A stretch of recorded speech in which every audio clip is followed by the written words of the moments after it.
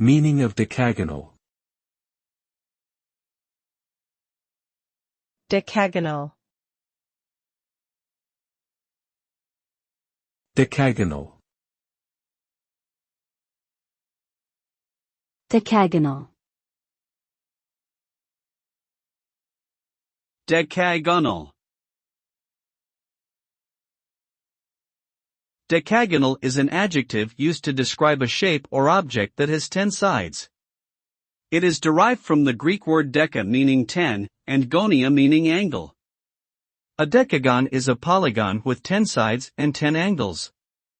The sides and angles of a decagon are all equal in length and measure, making it a regular polygon.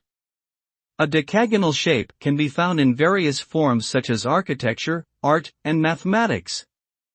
Its unique symmetrical properties make it a popular shape for designing patterns and geometry puzzles.